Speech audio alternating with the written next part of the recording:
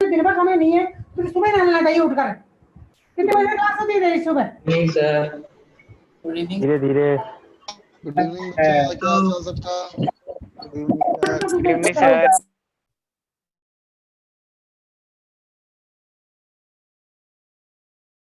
सबका चैट कैसे ऑन हो गया? सब आपस में लगा बात करने।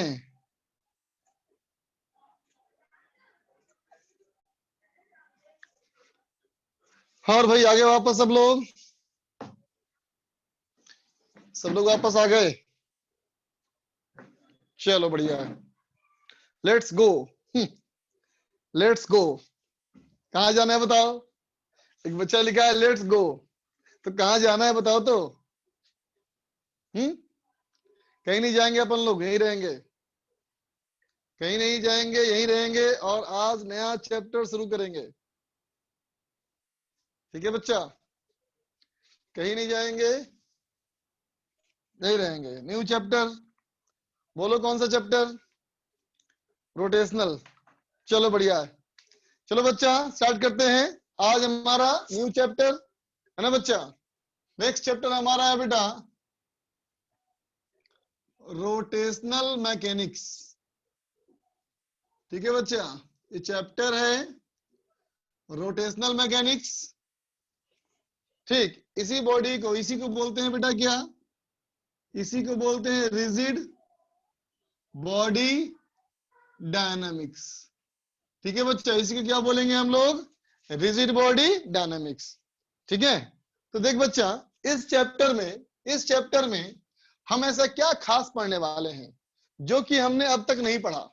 सबसे पहले तो ये बात बेटा, व्हाई दिस चैप्टर, है ना बेटा। सबसे पहला क्वेश्चन तो ये कि मैकेनिक्स में इतना सब पढ़ने के बाद आखिर ये चैप्टर की इंपॉर्टेंस क्या है, हम लोग इस चैप्टर में क्यों आए, ऐसी क्या चीज छूट गई कि हम लोग इस चैप्टर में उसको कंपेंसेट करने वाले हैं, है ना बच्चा। तो देखो बेटा, सबसे पहला इंपॉर्टेंट तो ये है, सबसे पहले इंपॉर्टेंट बात तो ये बच्चा कि इस चैप्टर से मेंस एडवांस दोनों में क्वेश्चन आता है। ये सबसे पहला पॉइंट है ना, ये हमारा सबसे पहला पॉइंट। मेंस एडवांस दोनों में क्वेश्चन आएगा तो पढ़ना ही पड़ेगा तेरे को, है ना। लेकिन फिजिक्स पॉइंट ऑफ व्यू से, अगर हम फिजिक्स पॉइंट ऑफ व्यू से बात करें कि फिजिक्स पॉइंट ऑफ व्यू से ये क्यों पढ़ें, है ना। तो देख बच्चा, चलो एक सवाल का जवाब दो। मान लो अगर तुमसे मैं कहूं बेटा कि एक 10 किलोग्राम का बॉडी है बच्चा, 10 किलोग्राम का एक बॉडी है ना। ये एक ऐसा बॉडी भी हो सकता है और ये एक ऐसा बॉडी भी हो सकता है। बोलो बेटा, सही बात है ना। 10 किलोग्राम का एक बॉडी बेटा, एक ऐसा बॉडी भी हो सकता है और एक ऐसा बॉडी भी हो सकता है। सही बात। अब सोचो, अब मैं कहूं बेटा, इमेजिन करो कि यहां पे अगर मैं 40 न्यूटन का फोर्स लगाऊं, है ना बेटा। चलो बड़ा ना मास मन करके इसको छोटा ही मान लो बेटा, बहुत छोटा मास, पॉइंट मास। चलो इसको पॉइंट मास मान लिया, है ना बेटा। तो बताओ, ये 40 न्यूटन का फोर्स लगाएंगे बेटा, तो इसके कितना एक्सीलरेशन होगा बोलो? इसका हो जाएगा बेटा एक्सीलरेशन 4 मीटर पर सेकेंड स्क्वायर। बोलो बेटा, ठीक है। अब बताओ, इसी बॉडी पे अगर मैं यहां फोर्स लगाऊं, है ना बेटा, 40 न्यूटन का, ठीक है ना। और सोचो बेटा, ऐसी एक बॉडी और भी लूं, ऐसी ही एक बॉडी और भी लूं, और ये भी हमारा मास कितना बेटा, 40 किलोग्राम, और लेकिन इस पे मैं ऐसे फोर्स लगा दूं 40 न्यूटन। तो देखो बेटा, इन तीनों केस में मास तो बराबर है ना, बोलो। इस तीनों केस में बेटा मास तो बराबर है और बेटा मैंने फोर्स ही बराबर लगाया। बोलो सही बात ना। दोनों पे मैंने मास सेम लिया बेटा और दोनों पर हमने फोर्स भी बराबर ही लगाया, है ना। लेकिन सोचने की बात है बेटा, हम जानते हैं कि F external equal to MACM। बोल बेटा, पढ़े ना हम लोग। तो बताओ बेटा, इस फॉर्मूले के अकॉर्डिंग इसके सेंटर ऑफ मास का एक्सीलरेशन 4 मीटर पर सेकेंड स्क्वायर, इसके सेंटर ऑफ मास का एक्सीलरेशन ये भी 4 मीटर पर सेकेंड स्क्वायर, है ना बच्चा। इसके सेंटर ऑफ मास का एक्सीलरेशन ये भी 4 मीटर पर सेकेंड स्क्वायर। बोल बच्चा, राइट ना। इन तीनों में सेंटर ऑफ मास का एक्सेलरेशन 4 मीटर पर सेकेंड स्क्वायर ही आएगा। बिल्कुल यकीन है, क्योंकि हमें इस फॉर्मूले पे पूरा भरोसा है। अभी अभी कुछ दिन पहले पढ़े हैं, एकदम फ्रेश वेजिटेबल है बेटा ये, है ना। इसका स्वाद बहुत अच्छा है और सही लगा है अब तक। तो हमारा यही फैसला है कि दुनिया चाहे कुछ भी बोले, हम तो यही बोलेंगे कि इस फॉर्मूले के लिए तीनों बातें सही अगर है तो सब में 4 मीटर पर सेकेंड स्क्वायर का एक्सेलरेशन होना चाहिए, है ना। लेकिन अगर मैं इन तीनों बॉडी को कुछ देर के बाद देखूं, चलो बेटा मान लिया मैंने 1 सेकेंड के बाद, चलो कम हो गया, चलो मान लेते हैं 10 सेकेंड के बाद, है ना बेटा। 10 सेकेंड के बाद इस बॉडी में मुझे दिखेगी वेलोसिटी 40 मीटर पर सेकेंड। बोल बेटा दिखेगी ना, बोलो सही बात। अब बोलो इस वाले बॉडी में जब ऐसे पुश करोगे तो ये बॉडी बेटा आगे तुमको फिर से यूं दिखाई देगी, है ना बेटा। और इसके सेंटर ऑफ मास की वेलोसिटी यहां भी रहेगी 40 मीटर पर सेकेंड, है ना बेटा। लेकिन सोचो इस वाले को यहां फोर्स लगाओगे बेटा तो ये रॉड जो है घूम जाएगा। बोलो बच्चा घूम जाएगा ना, बोलो ये रॉड हमारा घूम जाएगा ना बेटा, बोलो ठीक है। अब बताओ जब इसके घूम जाएगा तो इसके सेंटर ऑफ मास का वेलोसिटी ये भी तो 40 मीटर पर सेकेंड ना होगा बेटा, बोलो सबके लिए v बराबर u प्लस 80, v बराबर u प्लस 80 सबके लिए सही है बेटा, है ना। अब जरा देखना मैं पूछूं इसमें इसकी काइनेटिक एनर्जी कितनी, तो कहोगे हाफ इंटू 10 इंटू 40 स्क्वायर, कहोगे ना बेटा, कहोगे ना। अब मुझे बताओ ये जो रॉड है ना बच्चा, इसके इस तरह के मोशन को देख के क्या लगता है तुमको, इसके हर पॉइंट की वेलोसिटी सेम है या डिफरेंट है, बोलो बच्चा। इसके हर पॉइंट की वेलोसिटी सेम है कि डिफरेंट है, सेम है ना। तो फिर यहां भी काइनेटिक एनर्जी हाफ 10 40 स्क्वायर, बोल बेटा, है ना, ठीक है। लेकिन ये बताओ क्या इस बार सारे पॉइंट की वेलोसिटी सेम है बेटा, नहीं है ना, सेम, अलग है ना। अब बताओ अगर मैं इस वाले पॉइंट के बारे को देखूं बेटा तो बताओ ये वाला पॉइंट सेंटर ऑफ मास से आगे निकल गया कि पीछे है, बोलो बच्चा। सेंटर ऑफ मास से आगे निकल गया ना, इसका मतलब इसकी जो वेलोसिटी है बेटा, है ना, वो 10-40 मीटर पर सेकेंड से ज्यादा है ना। और इसकी वेलोसिटी क्या है बच्चा, इसकी भी 40 मीटर पर सेकेंड से कम है ना बच्चा। इसकी 40 से ज्यादा है तो आगे निकल गया और इसका 40 से कम है तो पीछे रह गया, है ना बच्चा, ठीक है। अब देखना गौर करना, तो देखो बेटा क्या इसकी हम kinetic energy half into 10 into 40 square बोल सकते हैं बेटा, बोलो तो, नहीं ना। यहां पे बात बिल्कुल सही, यहां ये बात बिल्कुल सही, लेकिन यहां ये बात गलत, बोलो बच्चा गलत ना, क्योंकि इस बार सबकी स्पीड सेम नहीं है बेटा, बोलो राइट ना। तो अब सोचना ये है कि अगर सेम नहीं है बेटा, इतना नहीं है तो कितना है, इतना नहीं है तो कितना है ना। या तो इससे ज्यादा या तो इससे कम, गेस करो ज्यादा या कम, गेस करो ज्यादा या कम, गेस करो ज्यादा या कम। बच्चे कम लिख रहे हैं, चलो बताता हूं एक बात। देखो बेटा ये तो यहां गलत है, लेकिन बताओ इस फॉर्मूले पर तुमको भरोसा है ना। ये जो पढ़ा तुमने था के बराबर KCM plus kinetic energy of system with respect to CM, बोलो बेटा इस पे है ना भरोसा। चलो अब बताओ KCM कितना हो गया, तो KCM तो क्या होगा हाफ 10 इंटू 40 स्क्वायर, बोलो बेटा ये तो होगा ना इतना, ये तो होगा ना बेटा।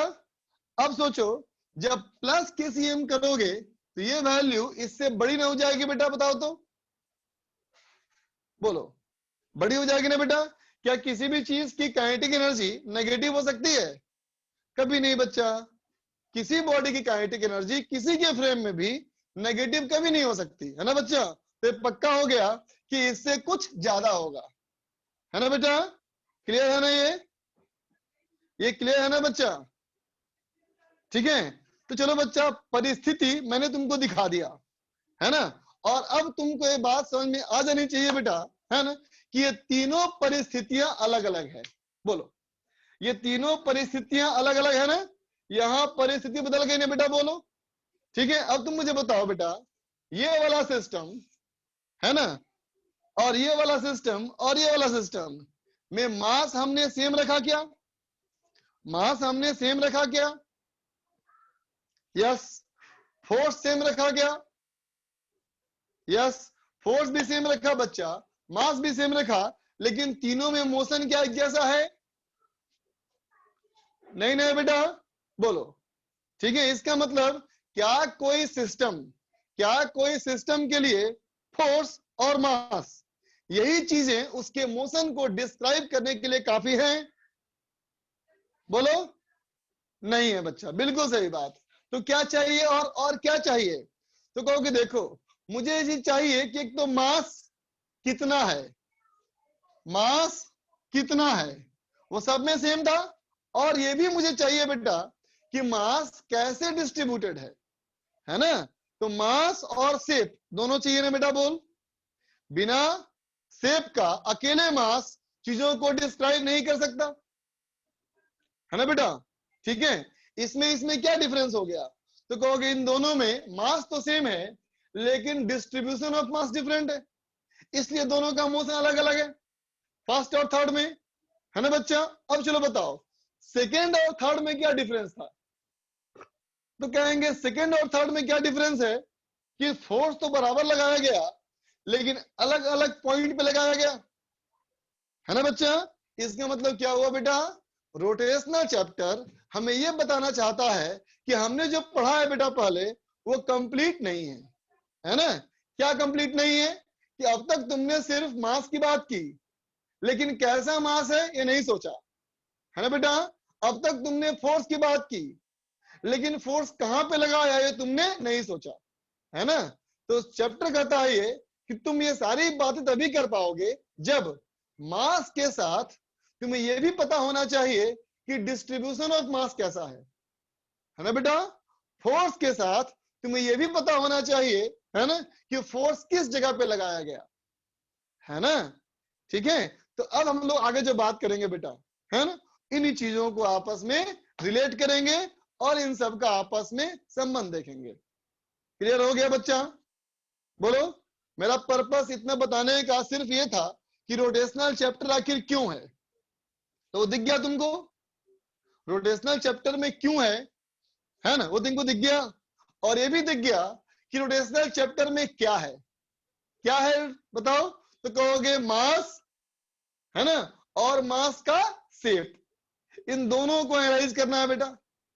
ठीक है, दूसरी बात, ये बॉडी पे फोर्स है और फोर्स कहां लग रहा है ये भी हमें एनालाइज करना है, बोलो, है ना। इन सब को आपस में रिलेट करना है मोशन के साथ।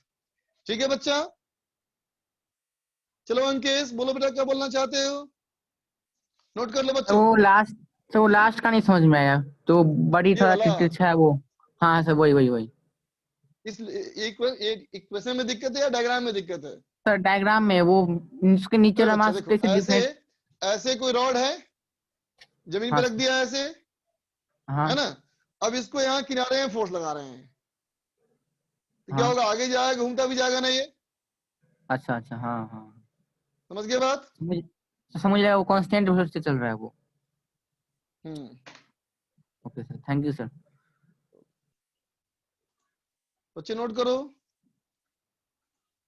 अंकित,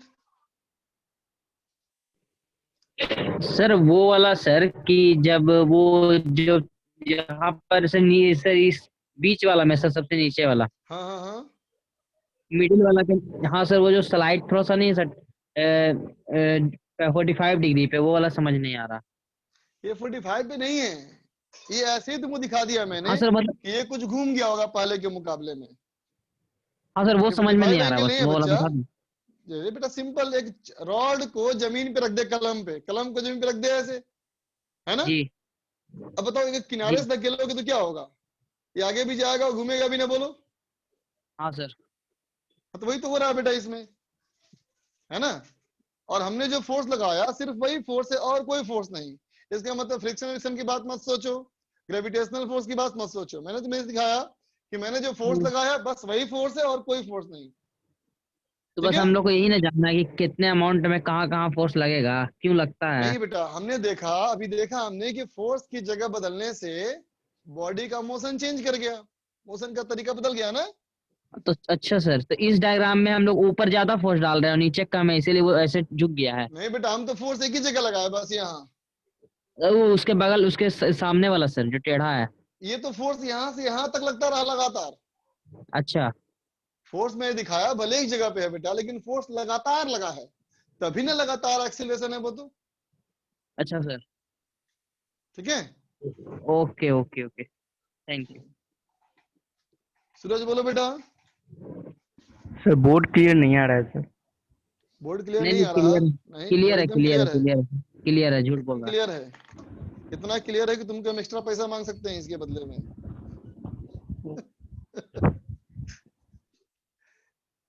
चल आगे पढ़ा जाए बच्चा। देखो बेटा, तभी हमने सीखा बेटा कि ये चैप्टर में हमें अकेले मास से काम नहीं चलेगा, मास के साथ साथ उस बॉडी के शेप और साइज को भी रिलेट करना पड़ेगा। अकेले फोर्स से काम नहीं चलेगा, फोर्स के साथ साथ हमें फोर्स का पोजीशन भी रिलेट करना पड़ेगा। ठीक है बच्चा? तो चलो स्टार्ट करें बच्चा। हमारा सबसे पहला टॉपिक इसमें, सबसे पहला टॉपिक स्टार्ट हो रहा है मोमेंट ऑफ इनर्शिया। ठीक है बच्चा? सबसे फर्स्ट हमारा topic moment of inertia.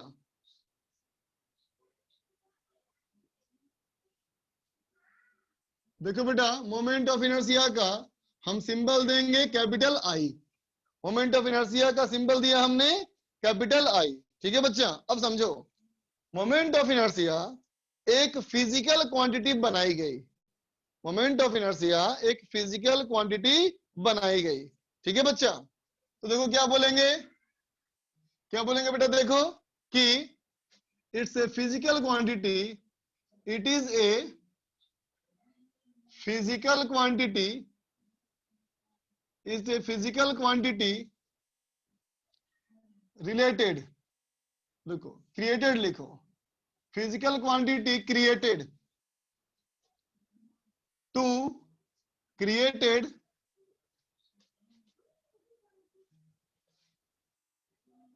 as a created, it is a physical quantity created as the combined effect, as the combined effect of mass, combined effect of mass and distribution of mass। समझा बेटा? ये combined effect, किसका combined effect? मास का, और मास का और क्या? Distribution of mass का, मास का और डिस्ट्रीब्यूशन ऑफ मास का, इन दोनों का कंबाइंड इफेक्ट को मिला करके एक टर्म बनाया गया। ठीक है बेटा? मास का डिस्ट्रीब्यूशन कैसा? Distribution of mass around axis of rotation. समझा बच्चा? रोटेशन का जो एक्सिस होता है, एक्सिस, रोटेशन का जो होता है एक्सिस, उसके अबाउट, है ना बेटा? जिसके अबाउट बॉडी घूमेगा, है ना, उस एक्सिस के अबाउट चारों तरफ उसका मास कैसा है। अच्छा, कुणाल रावल कुछ बोलना चाहता है, एक बार उससे बात करते हैं बेटा। कुणाल बोलो बेटा। कुणाल,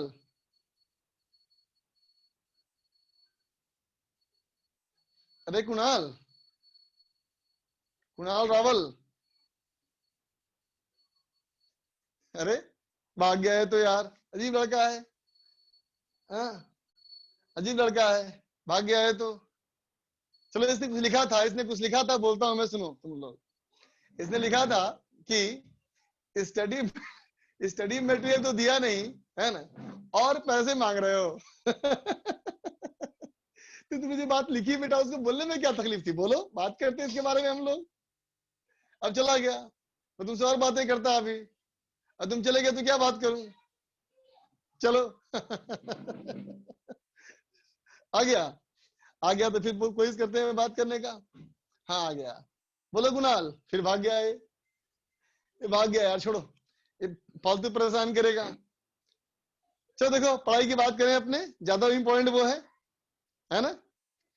चलो देखो बच्चा, तो हम कहेंगे मास और मास के डिस्ट्रीब्यूशन, मास और मास के डिस्ट्रीब्यूशन को मिला करके एक टर्म बनाया गया। क्या मिल गया, क्या बनाया गया बच्चा?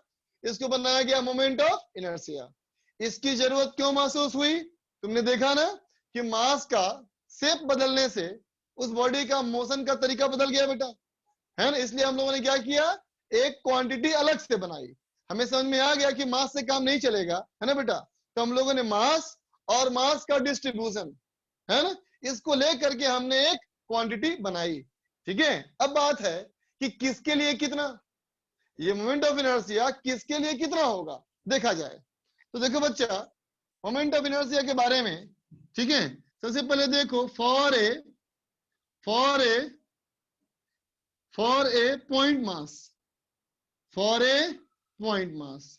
मान लो बच्चा कोई भी एक पॉइंट मास, कोई भी एक पॉइंट मास m, है ना बेटा, किसी भी एक्सिस के अबाउट, किसी भी एक्सिस के अबाउट, है ना बच्चा, अगर ये घूम रहा हो, किसी भी एक्सिस के अबाउट अगर ये घूम रहा हो, ठीक है बेटा, किसी भी एक्सिस के अबाउट अगर ये घूम रहा हो ऐसे, है ना, ताकि इसका एक्सिस से जो दूरी हो बेटा वो क्या हो, r, मतलब इसके सर्कुलर पाथ में घूमने का जो रेडियस हो बच्चा वो r हो, है ना। तो क्या कहेंगे, कहेंगे moment of inertia, moment of inertia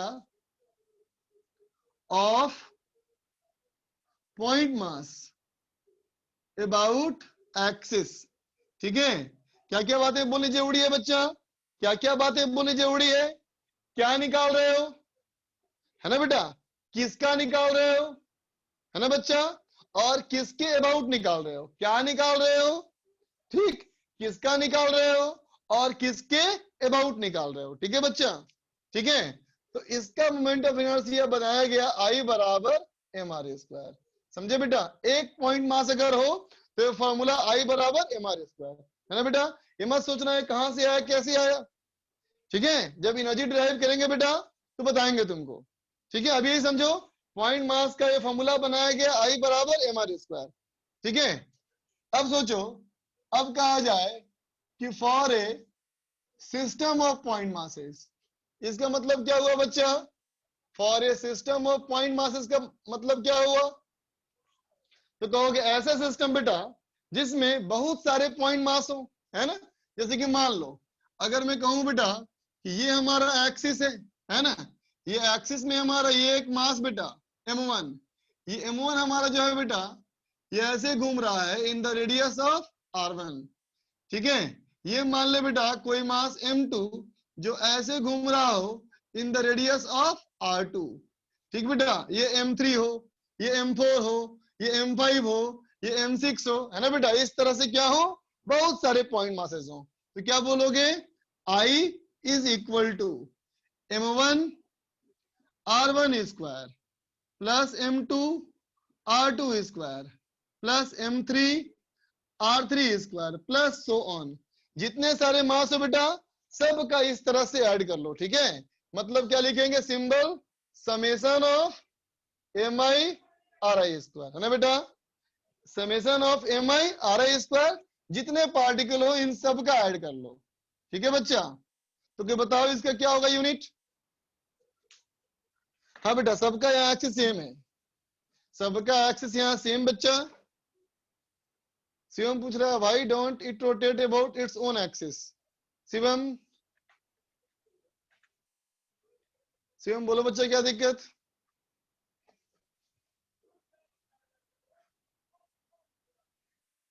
अरे शिवम,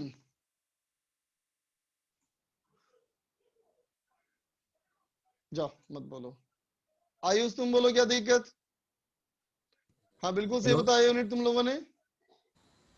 आयुष, गुड हाँ बोलो बेटा। Evening sir. सर मैं गुड बोल रहा हूँ इवनिंग। सर, नेटवर्क लॉस हो गया था सर, प्लीज एक बार बता दीजिए सर, फिर से एक बार। कौन सी चीज बता दूं, बताओ। मोमेंट ऑफ इनर्शिया सर तो बेटा ये पहली चीज बताई सर, मैंने कि एक फिजिकल हाँ, क्वांटिटी moment है of- मास, है ना, मास, लेंथ, एरिया, ये सब फिजिकल क्वांटिटी है ना बेटा। हाँ। उसी तरह समझो मोमेंट ऑफ इनर्शिया भी एक फिजिकल क्वांटिटी बनाई गई। हाँ। ठीक है, कैसे बनाया गया? तो कहना इफेक्ट ऑफ मास और मास का डिस्ट्रीब्यूशन, इन दोनों को जोड़ करके बनाई गई एक क्वांटिटी। हाँ सर। बात समझे ना? इसकी जरूरत महसूस हुई तुमको ना बेटा? अभी हम लोगों ने जो कुछ देर पहले एनालाइज किया, उसी में क्या महसूस किया कि अकेले मास से काम नहीं चलेगा, मास के साथ साथ क्या होना चाहिए? Moment of inertia, distribution of mass भी होना चाहिए, जी सर। है ना? तो उसको जोड़ के बनाया गया टर्म मोमेंट ऑफ इनर्शिया। ठीक, तो अगर कोई पॉइंट मास की बात हो रही हो, तो पॉइंट मास अगर घूम रहा हो चारों तरफ, तो उसका हम क्या कहेंगे? MR square. ठीक है, जी सर। और अगर बहुत सारे पार्टिकल हो तो समेशन ऑफ एमआर स्क्वायर। जी ठीक, जी सर, थैंक यू सर। लिखिए बच्चा, नोट कर लो बच्चों, क्वेश्चन करेंगे इसके ऊपर हम लोग फिर। अब अभिषेक केसरी बोलो। सर ये हेलो हाँ बोलो। सर, ये इफेक्ट ऑफ मास का मतलब क्या हुआ सर? तुमको मास का इफेक्ट नहीं पता? एक छोटा सा कंकर फेंक के मारूंगा और एक पत्थर फेंक के मारूंगा बड़ा वाला, तब समझ में आएगा तुमको। क्या बात कर रहे हो तुम यार? बोल रहे मास का इफेक्ट नहीं पता। राज आर्यन, सर इस फॉर्मूला के लिए एक्सिस कॉमन होना चाहिए ना? हाँ बच्चा बिल्कुल, अभी अभी लिखवाऊंगा पॉइंट को। यहाँ तक बात समझ में आई ना? ठीक सर। ओके। रौनक, सर फिजिक्स में मात्र 4% आया सर, क्या करना चाहिए थोड़ा बढ़ाने के लिए क्यों उसको? इतना कम नंबर क्यों आया बच्चा? नहीं मालूम सर, टेस्ट वजह? में क्या हो गया सर कुछ। क्या तुमको सर, सब्जेक्ट समझ में नहीं आया? सर हर क्वेश्चन थोड़ा थोड़ा आ रहा था, कंप्लीट नहीं आ रहा था, मतलब हर क्वेश्चन का स्टेप आ रहा है, फिर लास्ट में एंडिंग नहीं कर पा रहे थे। अच्छा, हाँ पेपर थोड़ा डिफिकल्ट है इस बार, पेपर थोड़ा डिफिकल्ट बनाया गया था इस बार, ताकि तुम लोग और ज्यादा मेहनत करो। हाँ, अब ढूंढो कहाँ कहाँ गलतियां, अंत तक क्यों नहीं पहुंच पाए, इसका वजह ढूंढो बेटा। अब वजह तुम ही ढूंढ सकते हो। सिड बोलो। सर जो यहाँ पे इनर्शिया है और जो कुछ चैप्टर पहले इनर्शिया था सर, इन दोनों में कोई रिलेशन है? बेटा वो इनर्शिया एक प्रॉपर्टी थी, Newton's law of Yes, motion sir. वाला, है ना? लेकिन ये मोमेंट ऑफ इनर्शिया एक क्वांटिटी है, दोनों बातें एकदम अलग अलग है। हाँ सर। समझे? सर जो कल हम एकदम लोगों अलग का अलग। एडवांस का पेपर हुआ है तो उसमें कितने बच्चा। नंबर लाने चाहिए थे? देखो बेटा, कोशिश तो करो कि 40% के आसपास रखो, 40% प्लस रखो, कोशिश करो, है ना? कोशिश तो 40% बहुत प्लस किए है तो पर ठीक हो है। नहीं पाया। 40% हो पाए। हमेशा इस बात का ध्यान रखो कि तुम एक सब्जेक्ट का एग्जाम नहीं देते हो बेटा, तुम फिजिक्स, केमिस्ट्री, मैथ का एग्जाम देते हो, है ना? Yes sir. जो पेपर तुमको आसान लगे उसमें दम रगड़ दो। हर एग्जाम Yes, एग्जाम sir. दोगे ऐसे ही होगा, कोई ना कोई एक पेपर बहुत डिफिकल्ट हो जाएगा, ठीक है? उलझे रहोगे Yes, उसमें, sir. है ना बच्चा? तुम्हें तो मार्क्स स्कोर करने हैं ना। Yes sir.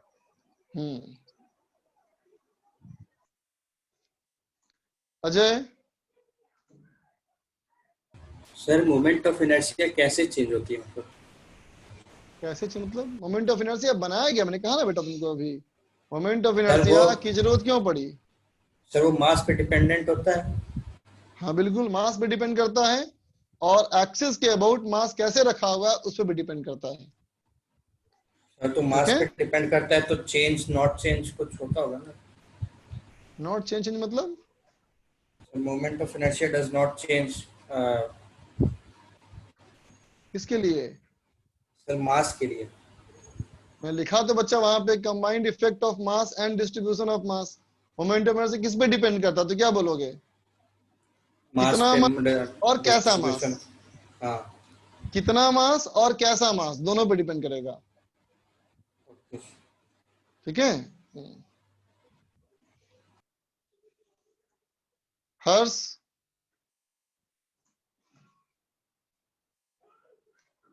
Hello sir.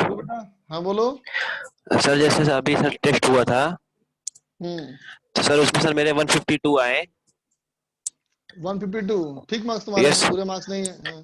Sir लेकिन जैसे मतलब कि क्या है सर, मेरे थोड़ा नेट जो है थोड़ा प्रॉब्लम रहता है, कभी कभी सर धीरे हो जाता है नेट। तो सर उसमें क्या है सर, उसके ऐप में सर रेजोनेंस के सर ऐप में सर प्रॉब्लम है ना सर, जो क्वेश्चन मैंने सही टिक किए रहते हैं ये उसे तो पता है नहीं प्रॉब्लम अब बेटा। हाँ इसमें होता है, थोड़ा प्रॉब्लम तो सा होता है, क्या करोगे, ऑनलाइन में उसमें दिक्कत तो है यार। उसमें अपने आप सर थोड़ा गलत टिक हो जाता है सर, उससे मार्क्स मेरे सर 23 मार्क्स सर डिडक्ट हो गए सर। पर इसके लिए अब क्या किसे कर कांटेक्ट सकते करूं, किसको कांटेक्ट करूं सर हैं, इसके लिए? तुम रेजो सर पे जो फोन नंबर दिया होगा उस पर ट्राई करो, ऑनलाइन रेजो पे जो फोन नंबर है उस पर ट्राई करो। इस दोनों में से कोई तुम्हें हेल्प कर पाएगा और कोई नहीं कर पाएगा यार तुम्हारा। Okay sir. सर ऐसा मतलब प्रतीक तुम बोलो।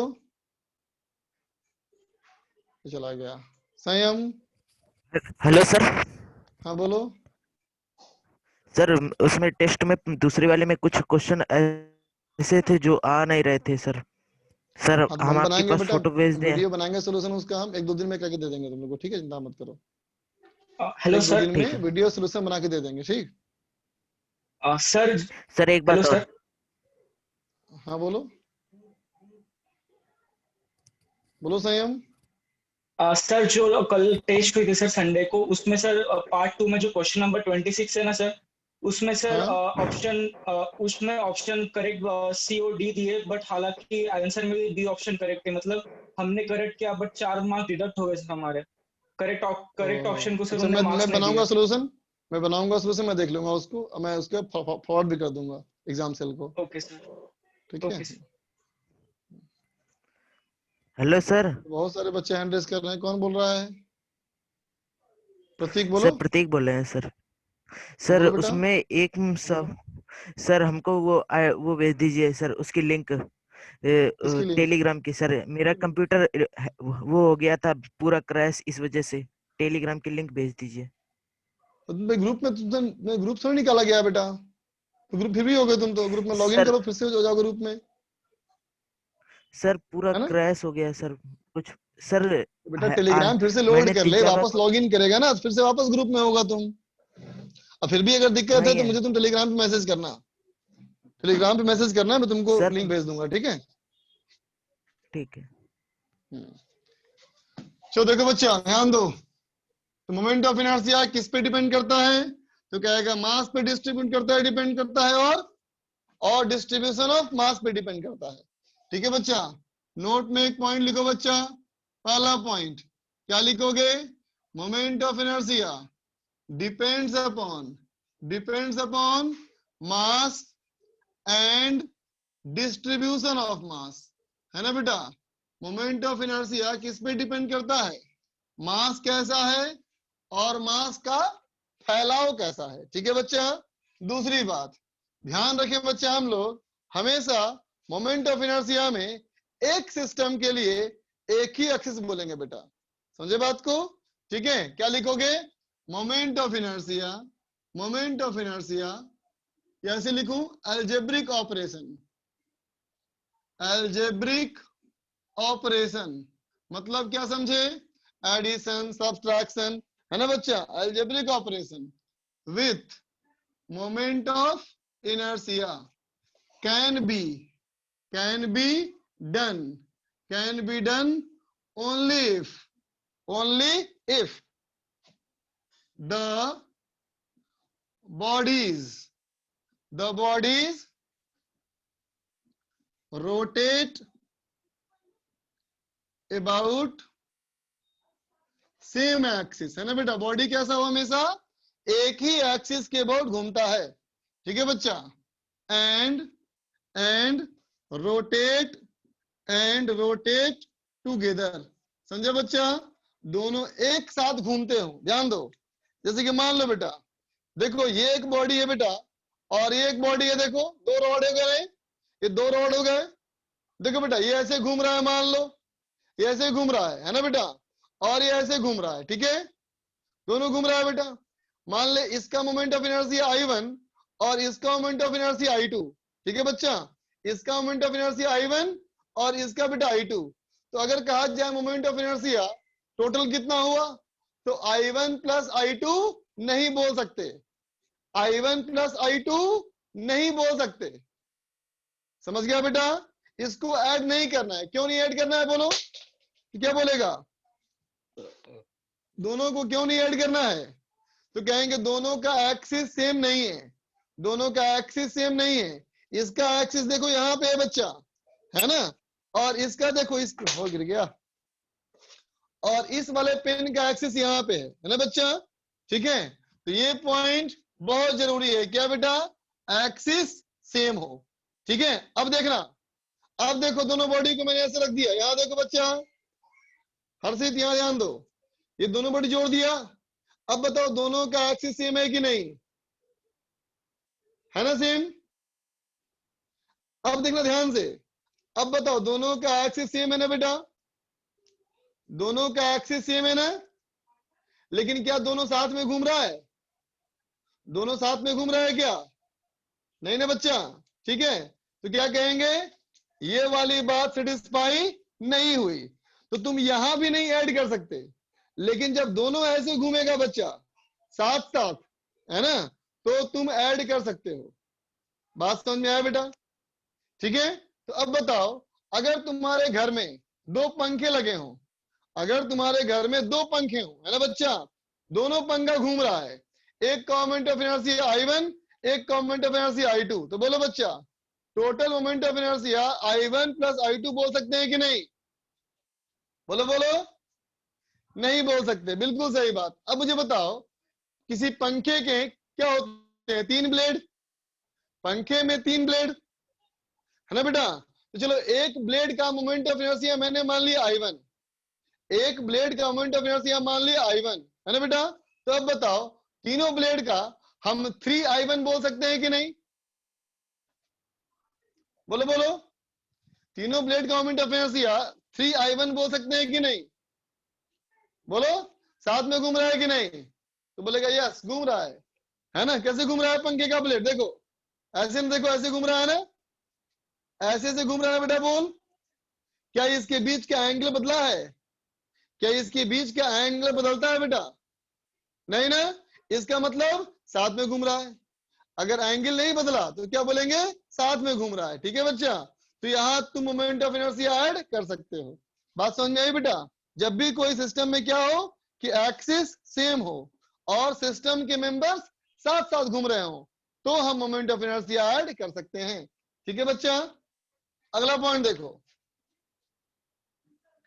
algebraic operations, algebraic operations are performed,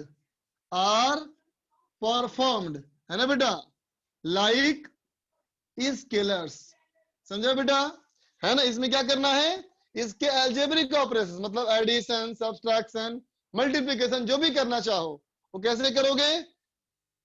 scalar के जैसा करोगे, है ना बच्चा। लेकिन मैंने ये नहीं कहा कि ये स्केलर है, मैंने ये नहीं कहा कि स्केलर है बच्चा। मैंने क्या कहा कि ये स्केलर जैसा काम करोगे, ठीक है। लिख लो,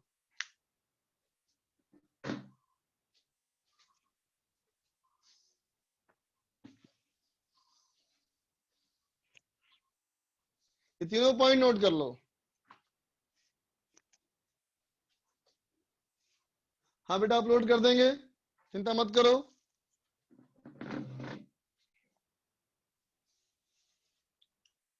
नोट करो, नोट करो। हर्षवर्धन बोलो बेटा। Hello, good evening sir. बोलो सर, मेरे जो अभी टेस्ट हुआ था सर, उसमें केमिस्ट्री में तो नेगेटिव मार्किंग भी नहीं लगी, मतलब 65 में से 40-45 मार्क्स। और सर फिजिक्स में सर मेरे मार्क्स कट जाते, तो सर कोई मेथड सर जो मेरे को अडॉप्ट करना चाहिए अलग? नेगेटिव मार्किंग ज्यादा हो गया फिजिक्स में? Yes sir. सर जैसे आपने पिछली बार कहा था कि स्पीड स्लो करना है, भले ही क्वेश्चन कम बने लेकिन अपने आप को नेगेटिव मार्किंग से बचाओ। बहुत सारे बच्चे ऐसे होते हैं बेटा जिनमें काबिलियत तो इतनी होती है कि वो आईआईटी का एडवांस निकाल सकें, इतनी होती है काबिलियत। हम ये नहीं बोलते कि वो टॉप करने के लायक है, लेकिन 5 या 6 या रैंक लाने के लायक काबिलियत उसमें होती है, लेकिन वो अपने नेगेटिव मार्किंग की वजह से अपने आप को बर्बाद कर लेते हैं एग्जाम में, है ना। तो अपनी रफ्तार थोड़ी कम करो, टारगेट ही कम करो, नेगेटिव मार्किंग कम से कम, है ना। एग्जाम में कभी भी तुक्का नहीं मारो, गेस मत करो आंसर्स कभी भी, बिल्कुल नहीं, है ना। जिसके बारे में श्योर हो वही आंसर करो, जिसके बारे में श्योर नहीं हो, ठीक है बेटा, उसमें बिल्कुल आंसर मत करो। एग्जाम में मार्क्स किस्मत से मत सोचो, इस एग्जाम में मार्क्स सिर्फ और सिर्फ अपनी मेहनत से मिलती है बच्चा, ठीक है। Okay sir. Okay sir. नहीं तो ये लेट डूबेगा तुमको आगे। ये लालच वाली बात है ना बेटा कि एक तुक्का मार लेंगे, 4 तुक्का मारेंगे तो एक सही हो जाएगा, ठीक ऐसा होगा नहीं, 4 हो जाएंगे गलत तो बेकार हो गए ना, -4 नंबर हो गए, लेट डूबेगा तुमको चीजें। सब सारे बच्चे को बोलता हूँ बेटा नेगेटिव मार्किंग से बचाओ अपने आप को। Okay sir, thank you Jaydeep, welcome बेटा। जयदीप सर मैं बोल रहा था क्या बोले, साथ घूमने चाहिए वो, तो उनका एंगुलर वेलोसिटी अलग हो सकता है। नहीं बच्चा, अब एंगुलर वेलोसिटी अलग होगा, साथ किसे घूमेगा बोलो। एंगुलर वेलोसिटी भी सेम, एंगुलर एक्सीलरेशन भी सेम। एंगल कांस्टेंट रहना चाहिए, वो नहीं दोनों रहा के बीच तो। में, अगर दोनों के बीच में एंगल बदल गया इसका मतलब एंगुलर वेलोसिटी सेम नहीं है बच्चा, साथ में नहीं घूम रहे वो, ठीक है। ठीक।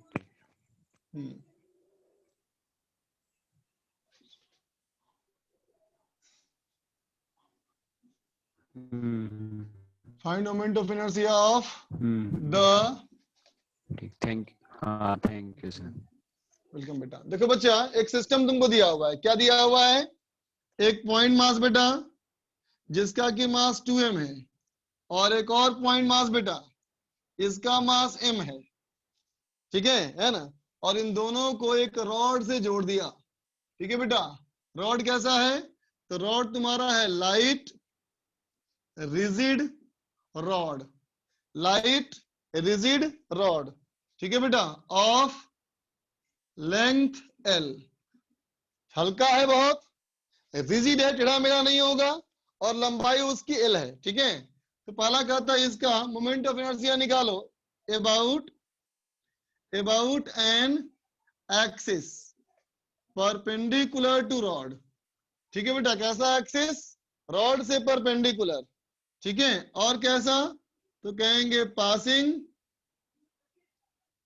थ्रू मिड पॉइंट, है ना बेटा, रॉड के से परपेंडिकुलर मिड पॉइंट से पास करना चाहिए। दूसरा नंबर क्या, देखो बेटा, about an axis passing through mid point, है ना बच्चे, कहां से पास करेगा, मिड पॉइंट से पास करेगा, ठीक है। And at 60 degree to the rod, समझा बच्चा, रॉड से कितना एंगल बनाएगा, एक्सिस 60 डिग्री बनाएगा, ठीक है। नंबर 3 नंबर कहता है सी में about an axis perpendicular to rod, ठीक है बच्चा, रॉड से perpendicular, and passing through centre of mass. चलो बनाओ बेटा। इतने बच्चे हैंड रेस क्यों कर रखे हैं भाई।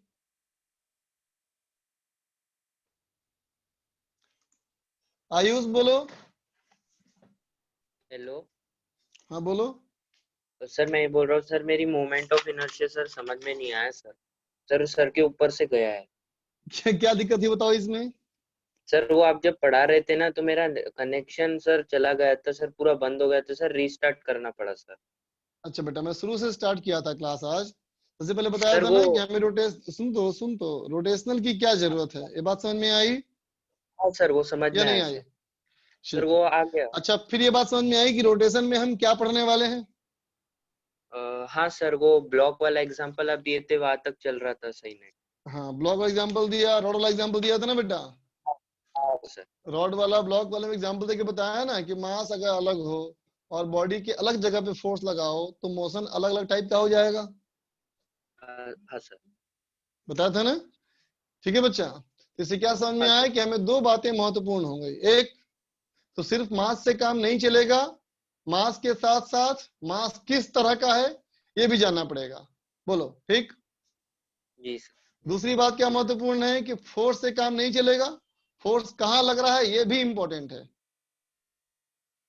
जी सर। ठीक है, तो दो चीजों, एक क्या मास से काम नहीं चलेगा, मास के साथ कुछ और चाहिए। तो पहले वो काम करने बैठे हम लोग कि मास के साथ साथ अगर मास के डिस्ट्रीब्यूशन की बात करें तो उन दोनों को मिला करके हमने एक टर्म बनाया, मोमेंट ऑफ इनर्शिया। ठीक है बच्चा, हम लोगों ने एक टर्म का नाम दे दिया मोमेंट ऑफ इनर्शिया, और हमने डिफाइन करना शुरू किया किस तरह के बॉडी का कितना मोमेंट ऑफ इनर्शिया होगा, कैसा निकालेंगे। भाई मास समझ में आती है, लंबाई समझ में आती है, चौड़ाई समझ में आती है हम लोग को, है ना? हाँ सर। लेकिन किसका कितना मोमेंट ऑफ इनर्शिया है तो नहीं पता ना बेटा हमको। हाँ तो वही निकालना सीख रहे हैं हम लोग अभी, मोमेंट ऑफ इनर्शिया, किस तरह के बॉडी का कितना मोमेंट ऑफ इनर्शिया लेंगे। ठीक है, जी थैंक यू सर। ओके बच्चा।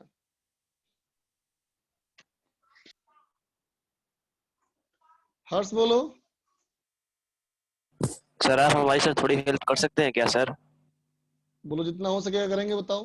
सर जैसे सर हम लोगों ने केवीबीवाई का फॉर्म भरा है, हाँ सर उसमें जैसे 12th की फिजिक्स का सर थोड़ा सा इलेक्ट्रिक का पार्ट, थोड़ा सा ऑप्टिक्स का पार्ट आता है। सर जो आपने 12th के लिए लेक्चर अपलोड किए हैं सर वो देख सकते हैं क्या? एकदम देखो, क्या दिक्कत है, देखो बिल्कुल देखो सर लेकिन क्वेश्चन किधर से लगाएंगे?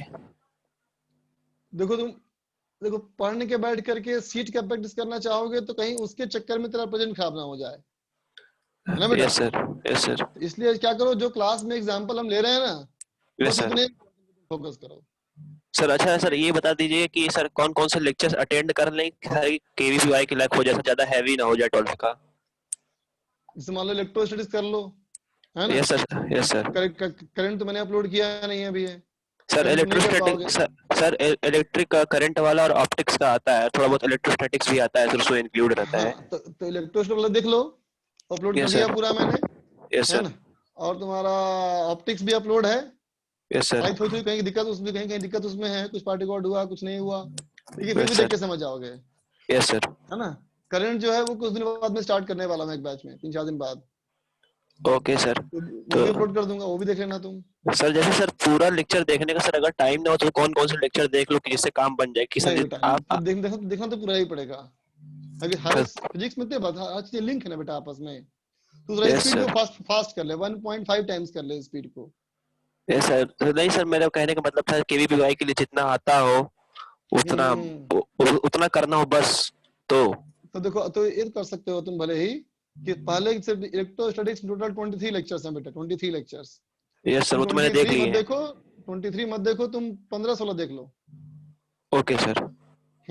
शुरू से 15-16 देख लो, है ना? ऑप्टिक्स में तो पूरा देखना पड़ेगा तुमको। Okay sir. ऑप्टिक्स में पूरा देखना पड़ेगा। हाँ okay sir, okay sir, thank you sir. Sir yes sir, thank you.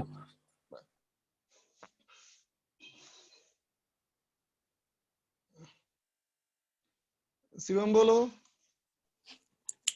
Sir आपने जो भी फैन वाला एग्जांपल दिया था सर, फैन के बीच में ग्राउंड पार्ट होता है जैसे मोटर फिट होती है, तो सर वो कैसे उनकी एक्सेस सेम हो सकती है? मैं तीनों ब्लेड की बात नहीं किया था बेटा। अगर जितना पार्ट घूम रहा है, सुन तो, जितना पार्ट घूम रहा है सिर्फ उसी की बात होगी बेटा। जितना पार्ट घूम रहा है उसका मान ले मोमेंट ऑफ इनर्शिया I1 है, क्या फर्क पड़ता है उससे? है जो पार्ट नहीं घूम रहा है वो ऐड नहीं होगा उसमें। हम पूरे पंखे का मास नहीं लेंगे उसमें, जो मास घूमेगा बस उसी की बात करेंगे। जी सर, थैंक यू सर। जी ऋतु बोलो बेटा।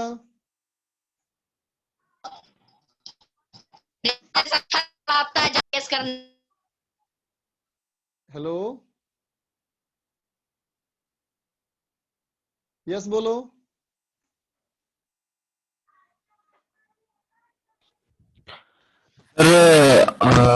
जैसे इंडियन टाइम पे बड़ा प्रोजेक्ट था उस तरह के पुलिस चैप्टर में सर। उसको सुन नहीं पाया मैं। हेलो सर, नेटवर्क गड़बड़ है, तुम लिख दो तुम लिख दो, नेटवर्क में बहुत खराब है बेटा। तो देखो बताता हूं मैं, आंसर्स मैच करो। बहुत सारे बच्चों ने आंसर दिए, बहुत अच्छी बात। अब आंसर्स मैच करो। देखो बेटा, सबसे पहला सवाल क्या कहा था? About an axis perpendicular to rod passing through mid point. ठीक है बच्चा, बात समझे? तो देखो बच्चा, ये मान लिया रॉड, ये 2 पॉइंट मास, ये हमारा बेटा कितना है 2m, और ये है बेटा m, ठीक है। अब देखो मिड पॉइंट से पास करेगा और ऐसे घूमेगा, ये नहीं बोल रहा है बेटा सिस्टम में। तो देखो बच्चा, दोनों तरफ लंबाई बराबर होगी ना बेटा। आस्था लिख रही है स्किन ब्लड, नहीं बेटा स्किन बढ़िया है, कोई दिक्कत नहीं स्किन में। देखो बच्चा, इधर हमारा l/2 हो जाएगा, इधर भी हो जाएगा l/2, बोल बेटा होगा। तो देखो बच्चा, आई कितना बोलेंगे, तो क्या बताया था formula, summation of mi/ri square ना बेटा। तो बोलो बच्चा, जब ये दोनों सर्किल में घूमेगा बेटा, तो दोनों में सर्किल घूमने का रेडियस सेम ही ना होगा बेटा, बोल। दोनों के घूमने का रेडियस सेम ही ना होगा बेटा, बोलो होगा ना सेम। और कितना होगा बेटा, l/2 होगा, है ना बच्चा। घूमने का रेडियस सेम और l/2, ठीक है। कितना हो जाएगा बोलो, तो कहेंगे 2m इंटू l/2 का स्क्वायर, ठीक है बच्चा, प्लस m इंटू l/2 का स्क्वायर होगा बच्चा। 2m इंटू l/2 का square plus m into l/2 का स्क्वायर, ये कितना हो गया बच्चा, ये हो गया 3m l²/4, ठीक है। तुम लोग चैट बंद करो यार, कितना बार सिखाता हूँ, फोकस करो फोकस करो, लेकिन तुम लोग का फोकस नहीं होता रे, हमेशा भटक जाता है तुम लोग, क्या क्या बात करना शुरू कर देता है। चैट एकदम बंद, जो बता रहे हैं उस पर ध्यान दो, फालतू कुछ मत सोचो बेटा। तुम कुछ भी और फालतू बात करते हो, ये डिस्ट्रैक्शंस हैं, भटकाव है, इस भटकाव से बचो, तभी रिजल्ट संभव है। पहले भी डाटा तुम लोग को था ना मैंने, पहले भी तुम लोग को डाटा था मैंने कि जो बता रहा हूं वही सबसे इंपॉर्टेंट है, उसी पे ध्यान दो, बाकी मत सोचो पहले क्या हुआ आगे क्या होगा, है ना। तो ध्यान दो बेटा। दूसरा पार्ट देखो, दूसरा पार्ट हमारा क्या है, कहता है about an axis passing through mid point and at 60 degree to the rod. देखो बच्चा, अभी पार्ट में सेकेंड पार्ट में क्या कहता है कि ये मान लो रॉड बेटा का ये मास 2m और इधर हमारा बेटा मास m, है ना। अब एक ऐसा एक्सिस जो 60 डिग्री एंगल पे है, तो एक ऐसा एक्सिस जो मिड पॉइंट से पास करेगा बेटा और 60 डिग्री एंगल पे है ना। तो देखो बेटा, ऐसे घूमेगा ना ये, बोलो इसके अबाउट घूमेगा बेटा।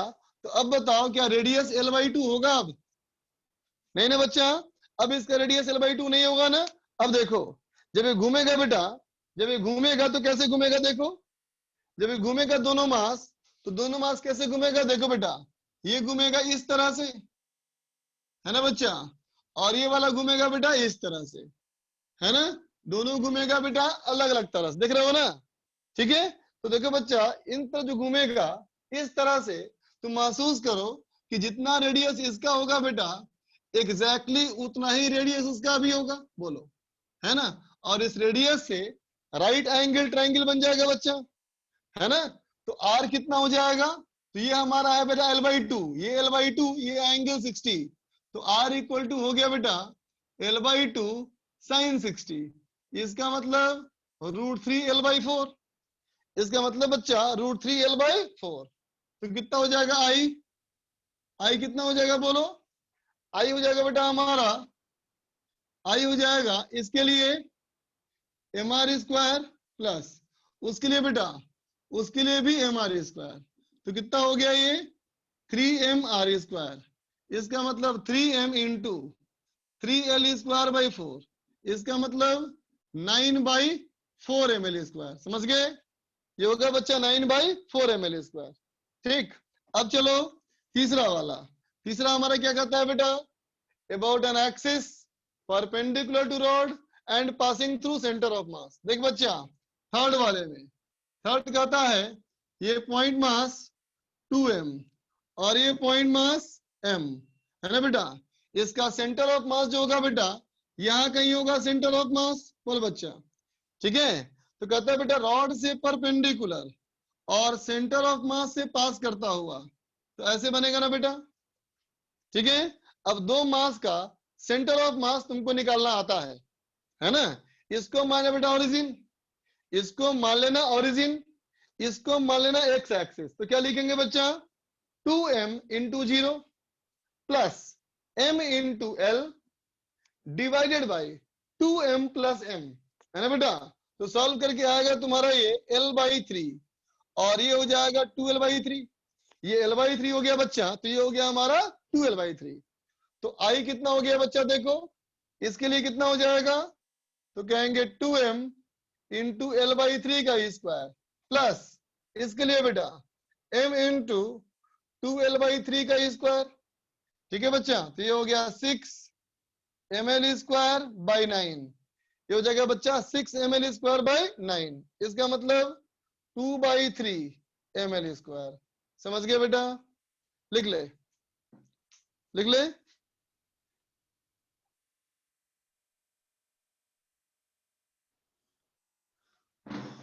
नोट करो बच्चों। जयस बोलो।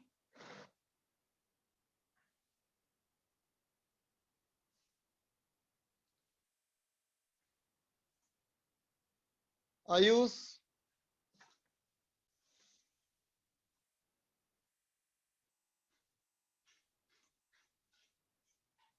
हर्षद, सर वो 3l²/16 होगा ना, मतलब आंसर है n9/16 ml² होना चाहिए सेकंड किस वाले में? सेकंड पार्ट सेकंड में 4r²। हाँ हाँ सही बोला। ये हमारा 3l² होना चाहिए 16। सही बात, बिल्कुल सही, 9/16 होगा ये। ठीक। Hello sir. बोलो सर, आपसे एक हेल्प चाहिए थी। क्या बताओ। सर, जो KVVPI का रजिस्ट्रेशन है ना, सर उसके लिए सेंटर कौन सा चूज करें? तुम जहाँ कहाँ रहते हो, तुम घर कहाँ है तुम्हारा? सर हम बिहार में रहते हैं। बिहार में रहते हो, और एग्जाम शायद जनवरी एंड में होगा इसका। हाँ सर। मेरे ख्याल से यार उस समय तो कोटा खुल जाएगा। तुम कोटाई सेंटर बहुत अच्छा होगा तुम्हारे लिए। तो सर कोटा सेंटर में नहीं है सर, जयपुर सेलेक्ट कर लें? जयपुर कर लो फिर तो यार। या सुन, अच्छा ऐसा ऐसा कुछ करो ना बेटा, ठीक है सर। जो जयपुर से बिहार की तरफ हो गई बीच में सेंटर। बस समझे? अच्छा। हाँ हाँ सर। ताकि अगर कहीं भी पड़ ओके जाए सर, तुम्हारा जैसे अगर यूपी तो करना आसान हो। यूपी कहीं पकड़ लो, बीच में आ जाएगा। ठीक है, ठीक है सर, ठीक है सर।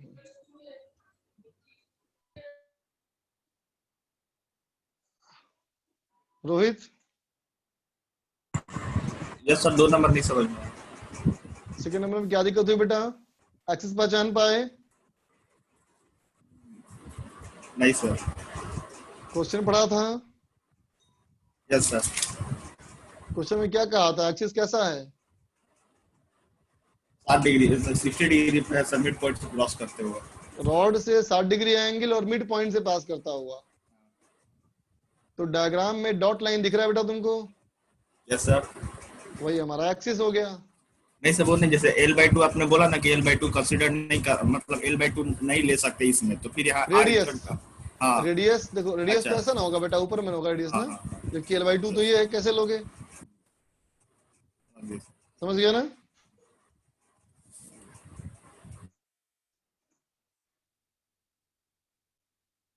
रोहित तुम बोलो। सर सेकंड पार्ट में जैसे अपने बॉडीज को जिस डायरेक्शन में रोटेट करा है वो समझ नहीं आया। बेटा अगर एक रॉड ऐसी समझ लो, ये ऐसा एक रॉड हो और अगर ये एक्सिस हो, है ना, तो कैसे घूमेगा रॉड? ऐसे घूमेगा ना, बताओ। यस है ना? यस महसूस सर। कर रहे हो? तो ये जो हमारा पॉइंट है वो ऐसे सर्किल में घूमेगा ना, ऐसे। और यस इधर सर। वाला पॉइंट यहाँ घूमेगा बेटा, दोनों का यस सर। सर्किल अलग हो जाएगा ना। यस सर, समझ में आ गया, थैंक यू सर। चलो देखो जरा बेटा, नेक्स्ट क्वेश्चन। ये चलो डिस्कस करते हैं, होमवर्क करते हैं डिस्कस। होमवर्क क्या दिया हुआ था, कोई बताएगा बेटा? आयुष बोलो तुम। ऋतुराज।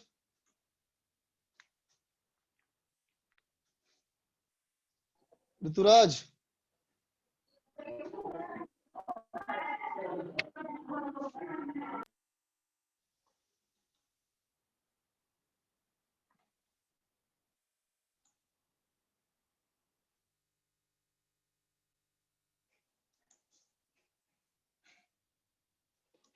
तो बताओ होमवर्क क्या दिया हुआ था बेटा, पोस्ट करो, कोई चैट में लिखो।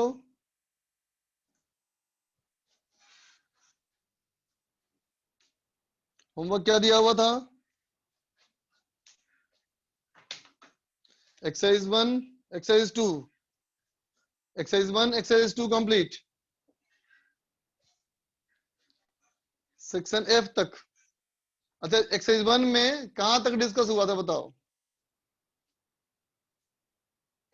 एक्सरसाइज 1 में डिस्कस कहां तक कर चुके थे हम लोग?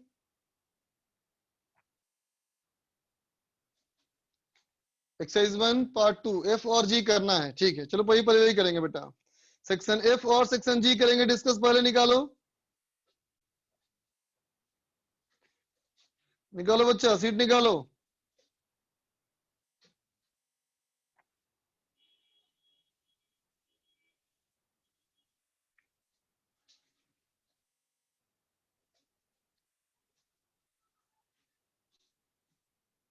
Exercise 1 part 1 section F, exercise 1 part 1 section F निकालो। एफ हो गया डिस्कस, एफ लिख रहा है एफ ओवर, एफ हो गया है। अब एक लिख रहा है नहीं हुआ है, एक लिख रहा है हुआ है, नहीं हुआ है, ठीक है चलो करते हैं फिर। तो एक बच्चे ने पूछा F3 और F6, देखो बच्चा F3 F6 देखो। एक्सरसाइज 1 पार्ट 1 सेक्शन एफ,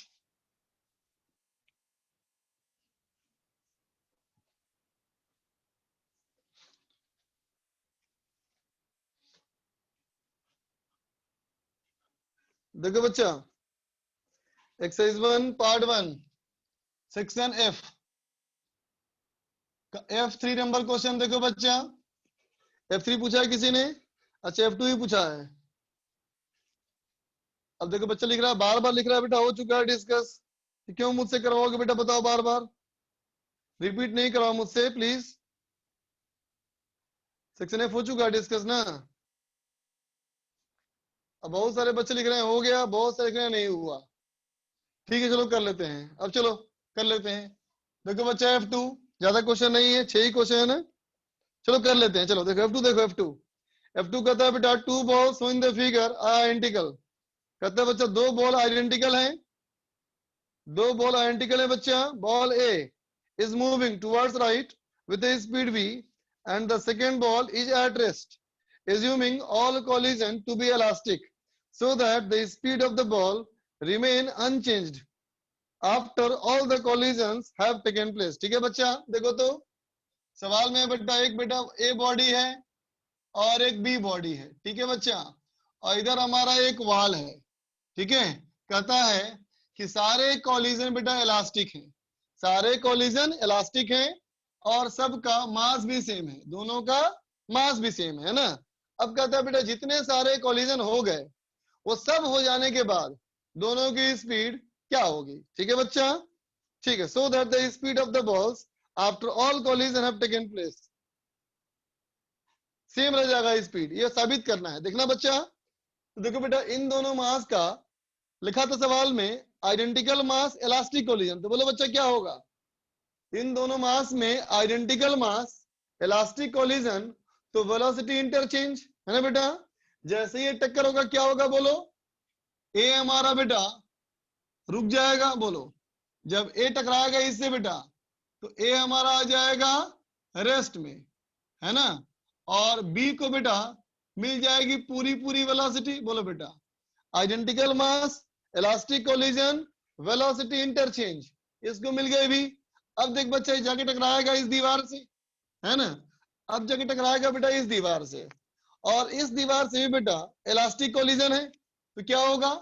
ए वाला बॉल तो अभी वहीं पे है बेटा B0, अब बी वाला बॉल बेटा यहां से टक्कर करके लौटेगा वापस उसी स्पीड से, क्योंकि एनर्जी लॉस हुई नहीं, ठीक है। अब देखो बच्चा ये टकराएगा इसको आकर के, जब ये टकराएगा इसको आकर के तो फिर से बोलोगे ना बेटा आइडेंटिकल मास इलास्टिक कोलिजन, ये रुक जाएगा, और ये वाला बॉडी जो हमारा है बेटा ए वाला बॉडी वो इधर मूव कर जाएगा v स्पीड से, है ना। तो देखो साबित हो गया ना बेटा, ये पहले रेस्ट में था, ये अब रेस्ट में है, ये पहले मूव कर रहा था उसी स्पीड से, ये अभी भी मूव कर रहा है, ठीक है, ये प्रूव करना था बच्चा। अब देखो क्वेश्चन नंबर F3, देखो बेटा F3 में, F3 कहता है बेटा a ball of mass m, a ball of mass m, कोई F1 पूछ रहा है, F1 आयुष जलमेरिया। देखो भाई F1 में कहता है बेटा a particle moving with kinetic energy K makes a head on elastic collision with an identical particle at rest. कहता है बेटा एक पार्टिकल मान लो m मास का, ये मूव कर रहा है और काइनेटिक एनर्जी इसकी k है, makes a head on elastic collision with an identical particle at rest. ये टकराया बेटा दूसरे किसी पार्टिकल को, रेस्ट। तो कहता है बेटा find the maximum elastic potential energy of system during collision, है ना बच्चा, मैक्सिमम इलास्टिक पोटेंशियल एनर्जी, है ना बच्चा। तो सोचो बेटा पोटेंशियल एनर्जी यहाँ कहाँ जाएगा, डिफॉर्मेशन में। पोटेंशियल एनर्जी जाएगा कैसे बच्चा, डिफॉर्मेशन में, है ना। तो जब डिफॉर्मेशन मैक्सिमम होगा बेटा तभी हम बोलेंगे ना पोटेंशियल एनर्जी मैक्सिमम है ना। तो भले ही कैसा ही कॉलिजन है, हम क्या बोलेंगे बेटा, at the stage of maximum deformation, है ना बेटा। अब इसके बाद ना अलग होगा, बोलो, जब मैक्सिमम डिफॉर्मेशन आ जाएगा बेटा उसके बाद ना वो अलग होगा, है ना। तो सोचो मैक्सिमम डिफॉर्मेशन वाले स्टेज में, है ना, क्या कहते हो कि दोनों की वेलोसिटी सेम, बोल बच्चा, है ना। अगर इसकी पहले वेलोसिटी हम u मान ले तो अभी वेलोसिटी v है बच्चा, है ना। और यहां से यहां तक बेटा एक्सटर्नल फोर्स तो नहीं है, बोलो बेटा, ठीक है। तो क्या कहेंगे बताओ, पहले का मोमेंटम mu, बाद का मोमेंटम 2mv, इसका मतलब v बराबर कितना बच्चा, बोलो u/2। देख लो अच्छे से, होगा बेटा, बोलो बोलो, होगा बच्चा ये, ठीक है ना। तो अब बताओ v हमारा u/2 हो गया, तो पहले कितनी थी काइनेटिक एनर्जी, पहले थी बेटा हाफ mu², जिसको कि k कहा था हमने, और फाइनली कितनी हो गई, half into 2m into v², है ना बेटा। अब v की वैल्यू यहां से पुट कर लो, v की वैल्यू पुट कर लोगे तो 1/4 mu² हो जाएगा बेटा, इसका मतलब k/2, बोलो 1/4 मतलब इसका आधा, है ना। इसका मतलब बेटा पोटेंशियल एनर्जी कितनी हो गई, तो कहेंगे जितनी काइनेटिक एनर्जी में लॉस हुई बेटा, काइनेटिक एनर्जी का जितना हिस्सा बेटा लॉस हुआ वो सभी कहां चली गई बेटा, पोटेंशियल एनर्जी में चली गई, k/2, ठीक है। अब देखो F3 में, देखो बच्चा F3 में, F3 में कहता है बेटा a ball of mass m moving at a speed v makes a head-on collision with identical ball at rest. The kinetic energy of the balls after the collision is 3/4 of the original kinetic energy. Calculate the coefficient of restitution. ठीक है बच्चा, देखो सवाल कहता है एक मास m बेटा, ये मास m जो है v स्पीड से गया, है ना बेटा, head-on collision with identical ball at rest. ये बॉल था बेटा पहले से रेस्ट में, टकराया, टकराने के बाद कहता है kinetic energy of the balls after the collision is 3/4 of the original kinetic energy. कहता है बाद में बेटा फाइनल काइनेटिक एनर्जी क्या है, 3/4 of the initial kinetic energy, बोलो बच्चा, है ना, ठीक है। इसका मतलब क्या बच्चा बताओ कि काइनेटिक एनर्जी में लॉस कितना हुआ बेटा, डेल्टा के कितना हुआ, तो कहेंगे -k/4, बोलो बच्चा 3/4 बच गया, इसका मतलब 1/4 लॉस हो गया, k final minus k initial, है ना बच्चा। अब बताओ डेल्टा k का फॉर्मूला तुम्हें क्या बताया था, मैंने बताया था ना, half into mu into v relative square e² - 1, बोलो बच्चा, बताया था ना फॉर्मूला, ठीक है। दैट इज इक्वल टू, ये हमारा बेटा -ki/4। अब देखो हाफ इंटू म्यू कितना हो जाएगा बेटा, इन दोनों का म्यू, तो क्या लिखोगे, m into m by m plus m into relative velocity, इसका v उसका 0, तो v - 0 का स्क्वायर इंटू e² - 1, ठीक है बच्चा, इज इक्वल टू 1/4 के इनिशियल पहले कितना था, हाफ mv²। सॉल्व कर ले बच्चा, ई निकल जाएगा एक बार में, है ना।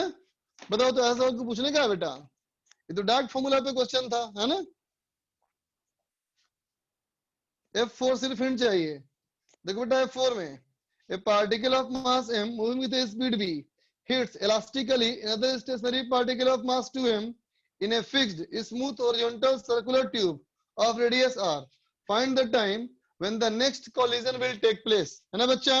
सोचो सर्कुलर मोशन में पार्टिकल अगर जाएगा तो तुम मान लो कि एक पार्टिकल रेस्ट में है। तो बच्चा क्या लिख रहा है बार बार, अरे बेटा मैकेनिक्स के कॉन्सेप्ट ऑप्टिक्स में बहुत थोड़ा सा इस्तेमाल होता है, ज्यादा नहीं, बहुत थोड़ा सा, ठीक है बच्चा। देखो बच्चा सर्कुलर ट्यूब में अगर टकराएंगे, तुम सोचो अगर कोई सर्किल में दो पार्टिकल है बेटा, है ना, तो बताओ अगर एक पार्टिकल रुक गया तो दूसरा पार्टिकल कितनी देर बाद आके टकराएगा, कितनी दूरी के बाद आएगा बताओ, बोलो बोलो। अगर आर रेडियस के सर्किल में दो पार्टिकल है बेटा, है ना, ठीक है, तो दूसरा पार्टिकल कितने दूर आके टकराएगा बताओ, 2πr ना बेटा, बिल्कुल सही कहा, बिल्कुल सही कहा, 2πr, है ना। तो अब सोचो एक पार्टिकल रुक गया का मतलब क्या है, एक के रेस्पेक्ट में, है ना, तो एक के रेस्पेक्ट में अगर दूसरे की स्पीड तुम्हें निकाल ली, है ना बच्चा, तो फिर क्या करो, ये कर दो 2πr divided by v relative, बस सही लिखा बच्चा, circumference by v relative after collision. अब चलो देखो बेटा F6,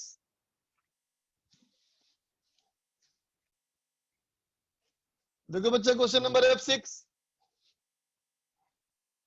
कहता है बेटा F6 में कि a 3 kg body, a 3 kg block A moving with a speed 4 metre पर सेकेंड। देख तो बच्चा 3 kg का एक बॉडी है बेटा, ये मूव कर रहा है 4 मीटर पर सेकेंड से, है ना, on a smooth table collides elastically and head on with 8 kg block B moving with a speed 1.5 metre पर second towards A।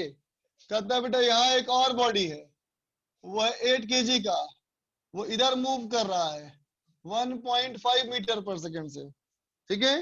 Given that E equal to half, दिया है बच्चा E की वैल्यू हाफ, ठीक है। तो सवाल कहता है what is the final velocity of both the blocks, दोनों ब्लॉक की फाइनल वेलोसिटी क्या होगी। तो बेटा तुमको मैंने V1 का और V2 का जो बताया फॉर्मूला उसको इस्तेमाल करो, आ जाएगा आंसर।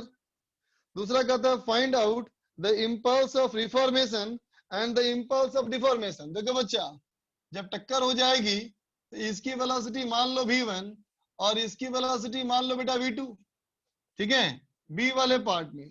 कहता है बच्चा impulse of reformation and deformation. तो देख बच्चा इम्पल्स ऑफ रिफॉर्मेशन, तो रिफॉर्मेशन कब होगा, तो पहले तो होगा बेटा डिफॉर्मेशन और डिफॉर्मेशन के बाद होगा रिफॉर्मेशन, ठीक है।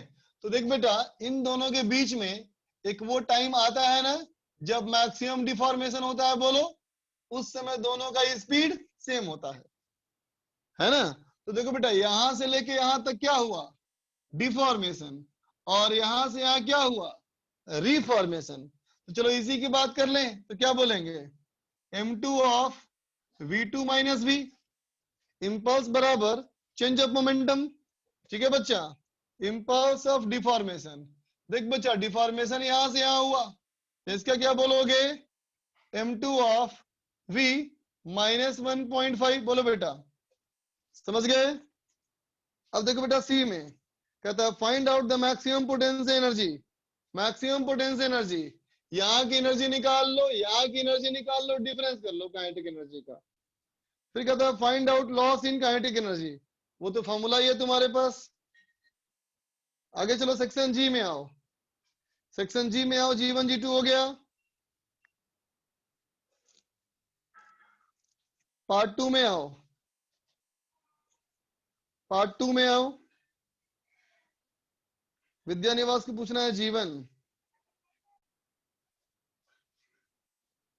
नहीं बच्चा नहीं पूछने का है, ऐसे क्वेश्चन कराया क्लास में, जी टाइप का क्वेश्चन दोनों जैसा क्वेश्चन क्लास में कराया, खुद से करो। पार्ट 2 में आ जाओ,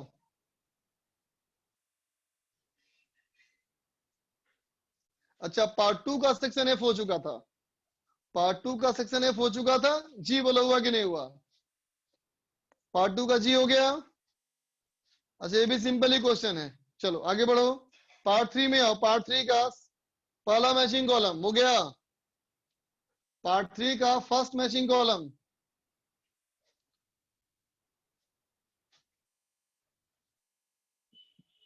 हो गया सेकंड मैचिंग कॉलम।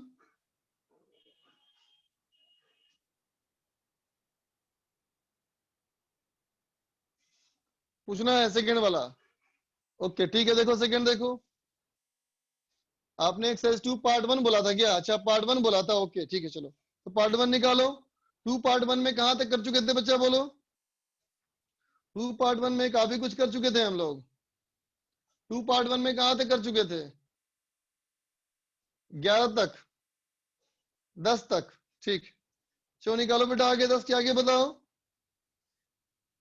11 से 15 में क्या पूछना है? 11 से 15 में 13 पूछना है, 14 पूछना है, 13 14, 11 से 15 में 13 14 और 15, ठीक है। देखो बच्चा 11 से 15 में आया जाए, क्वेश्चन नंबर 13 देखा जाए। देखो बच्चा 13 नंबर सवाल, 13 कहता है बेटा, a small ball on a frictionless horizontal surface moves towards right with a velocity v. It collides with a wall and returns back and continues to and fro motion. If the average speed for the first to and fro motion of the ball is 2/3v, then coefficient of restitution of the impact is. देखते बच्चा सवाल कहता है कि मान ले बच्चा एक वॉल है ना, यहां से हमने एक बॉल को u स्पीड से मान लो फेंक दिया, ठीक है। चलो v मान लेते हैं, ठीक है बच्चा।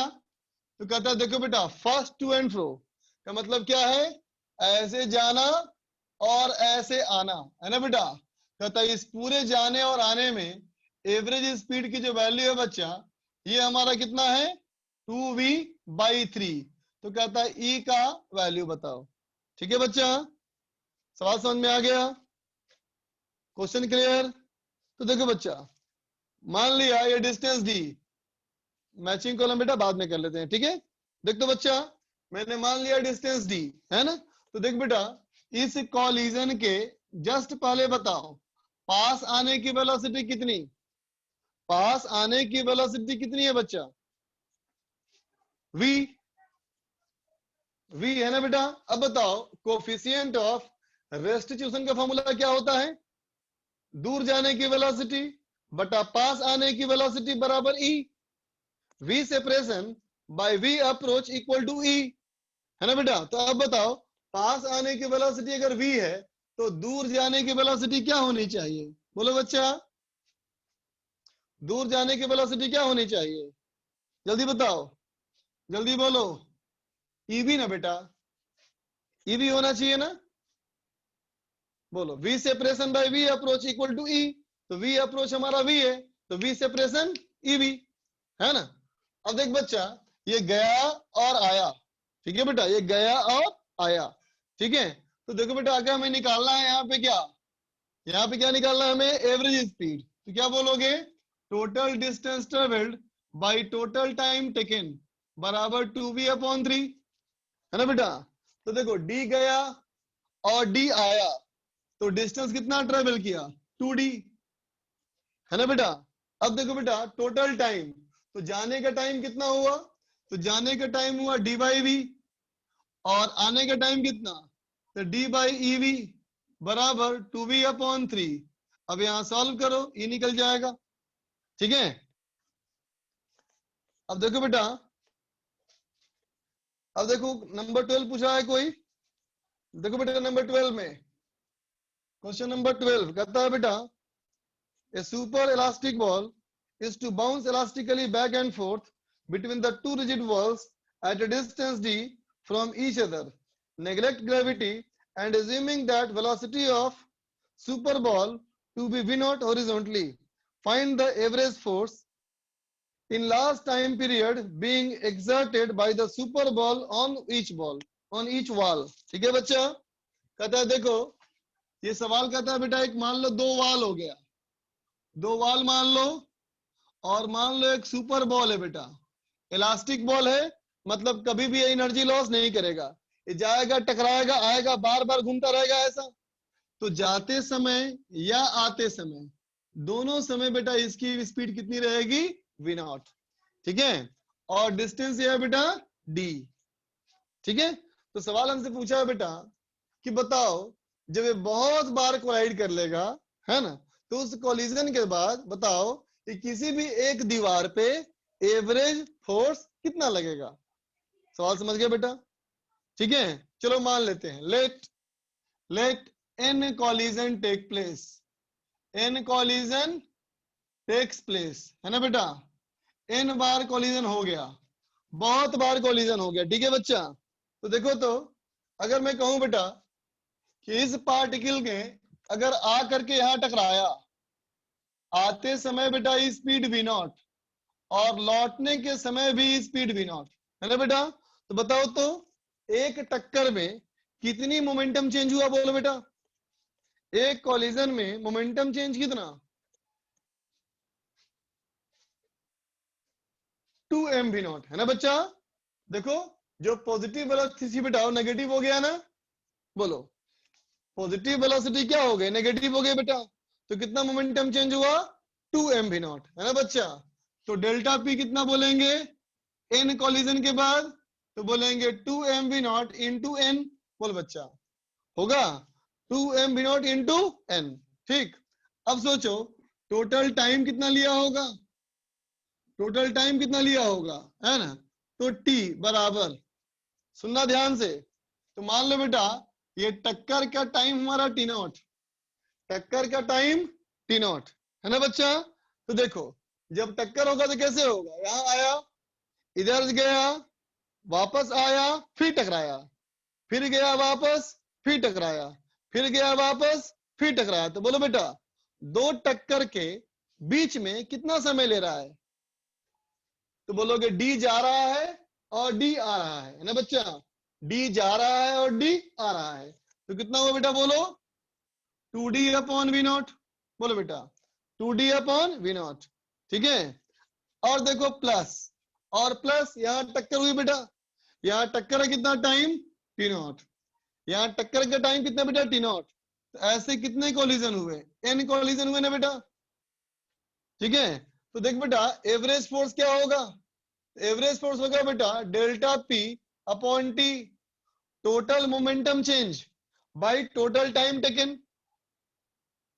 टाइम समझ नहीं आया शिवम को, अरे बच्चा कितना सिंपल है, देखो तो ये गया तो टाइम डी बाई वी, आया तो डी बाई वी, अब इससे कांटेक्ट में भी तो कुछ देर रहेगा, तो मान लो कॉलिजन का टाइम कितना, तो बोलेंगे टी नॉट। तो एक कॉलिजन में कितना टाइम जा रहा है, जाना आना और यहां से चिपका रहना, तो T by V D by V plus T naught. ऐसे कितना लिया था मैंने, कितना लिया था, एन कॉलिजन तो इंटू एन। ठीक है बच्चा, तो इसकी बात नहीं करनी है, अभी हम इस पे फोर्स निकाल रहे हैं, जिस पे फोर्स निकाल रहे हो उसी की बात करो।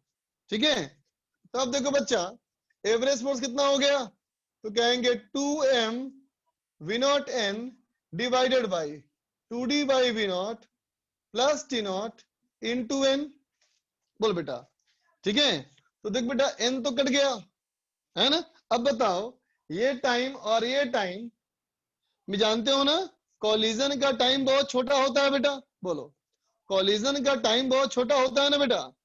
ठीक है, तो अब जब कॉलिजन का टाइम बहुत छोटा होता है तो क्या कहेंगे, बोलो, कहेंगे टी नॉट जो होगा बेटा ये तो बहुत छोटा होगा 2d बाई वी से, है ना। तो इसको कर दो नेग्लेक्ट, इसको कर दो यहाँ पे नेग्लेक्ट, तो क्या हो जाएगा बेटा एवरेज फोर्स, ये हो जाएगा 2m v not divided by ये हो जाएगा 2d बाई वी नॉट, तो कितना हो गया बेटा m v not square by d। ठीक है, समझ गए बच्चा। आगे देखो क्वेश्चन नंबर 14 किसी ने पूछा था, देखो बच्चा 14,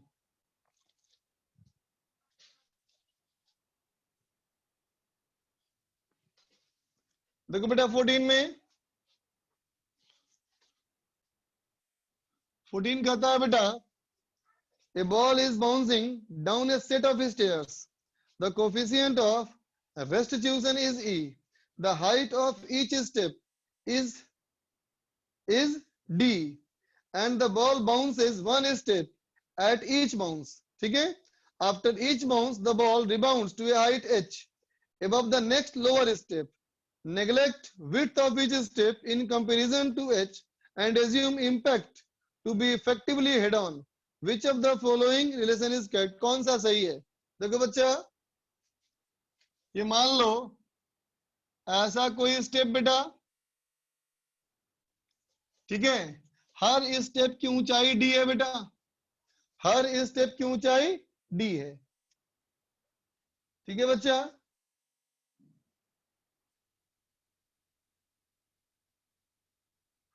एक मिनट, हाँ ठीक है। अब देखो बच्चा, जब जब बॉल बाउंस करेगा तब तक वो अगले स्टेप से h ऊंचाई ऊपर जाता है ना बेटा। तो देखो बॉल कैसे बाउंस करेगा, तो कहेंगे यहां से आएगा, ऐसे टकराएगा, फिर यहां से जाएगा, ऐसे टकराएगा, फिर यहां से जाएगा, ऐसे जाएगा। बोलो बच्चा, ठीक है, बात समझा? चलो एक और बना लो डायग्राम में, एक और बना लो, तो क्या हो जाएगा बच्चा, ऐसे, ठीक है, बाहर बाउंस करेगा ये। तो सवाल में क्या कहा था बेटा कि जब भी वो टक्कर होगा तो अपने अगले स्टेप से वो h ऊंटा उछेगा, है ना बेटा। तो देखो मतलब ये हुआ कि अगर यहां टक्कर हुआ, यहां टक्कर हुआ तो क्या कहेंगे, बाउंस कितना करेगा, तो अगले स्टेप से h हाइट ऊंचा। तो अगले स्टेप से अगर वो h हाइट ऊंचा है बच्चा, ये h हाइट ऊंचा है ना, तो फिर यहां से बाउंस करेगा बेटा, तो ये फिर कितना हुआ, फिर होगा h, है ना बेटा। तो ये कितना हाइट हुआ बताओ, बोलो बोलो, ये कितना हाइट हुआ, बोलो बोलो,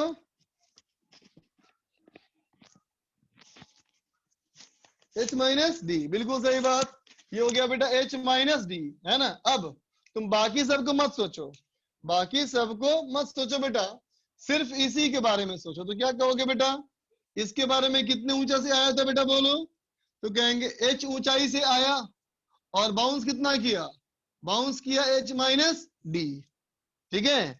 इसका मतलब आने के समय स्पीड कितना रहा होगा, तो आने के समय स्पीड √2gh, है ना बेटा, और जाने के समय स्पीड कितना रहा, तो √2gh माइनस डी। तो कहता है E का वैल्यू बताओ। अब तुम खुद से करो, आवाज नहीं आ रही क्या, आ रही है ना, ठीक है, ठीक है बच्चा, आगे चलो। सवाल नंबर 15 किसने बोला था, 15 देखो,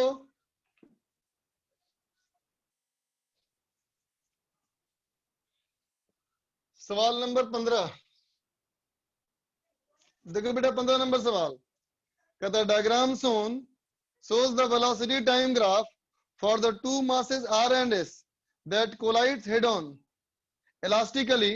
Which of the following statement is true? कौन सा सही है, देखो तो बच्चा, ग्राफ दिया है, देखो बेटा,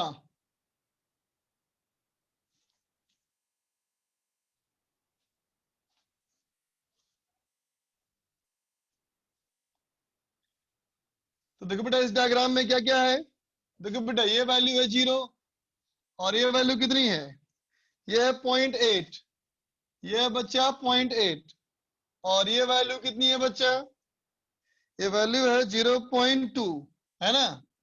और देखो बेटा ये वैल्यू कितनी है, ये वैल्यू है बेटा 0.28 से ज्यादा 1, ये वैल्यू है बेटा 1, ठीक है। तो देखो बेटा कहता है दो पार्टिकल के आपस में टकराने का ये ग्राफ दिया है। पहला कहता है बेटा R and S move in the same direction after collision. तो देखो बच्चा, जब कॉलिजन शुरू होगा उसके बाद वेलोसिटी बदलनी शुरू हो जाएगी। इसका मतलब ये है कि कॉलिजन यहां से स्टार्ट हुआ, है ना बेटा, और कॉलिजन यहां तक चला। इसका मतलब यही वो टाइम है जब कॉलिजन हुआ है ना बेटा, ठीक है। इसका मतलब ये डायग्राम क्या है, तो कहोगे आफ्टर कॉलिजन, और ये डायग्राम क्या है बेटा, बिफोर कॉलिजन, है ना बेटा। अब क्या दिख रहा है, कि u1 हमारा कितना है बच्चा, u1 है 0.8 और u2 कितना है, तो ये 0 था बेटा देखो। उसके बाद v1 हमारा कितना है, तो कहेंगे v1 हमारा हो गया देखो ये वाला 0.2 और v2 हमारा बेटा कितना, तो v2 हमारा हो गया 1, है ना। कैसे बोला वैसे मैंने, पता है ना, टक्कर के बाद v1 कम हो जाता है v2 बढ़ जाता है ना बेटा। तो जो कम वाली वेलोसिटी है v1 है, जो ज्यादा वाला है बेटा वो v2 है। ठीक है। अब देखो पहला कहता है टक्कर के बाद दोनों की वेलोसिटी सेम डायरेक्शन में। देखो तो बेटा दोनों पॉजिटिव है कि नहीं, दोनों पॉजिटिव है ना। तो ए सही है बेटा स्टेटमेंट, बोलो पहला सही है, बोलो पहला हमारा सही है। दूसरा चलो, velocity of R and S were equal at the mid point of the collision. बोलो बेटा मिड पॉइंट तो इन्हें बोलेंगे दोनों की सेम वेलोसिटी। देख लो वो टाइम बीच में है कि नहीं, 1 और 3 के बीच में है ना वो, तो दूसरा भी सही। ठीक है। अब तीसरा चेक करते हैं। तीसरा कहता है बेटा कि आर का मास भारी है और एस का मास हल्का है। जो देखते हैं बच्चा, थर्ड को चेक करने के लिए मैंने मोमेंटम कंजर्व कर लिया।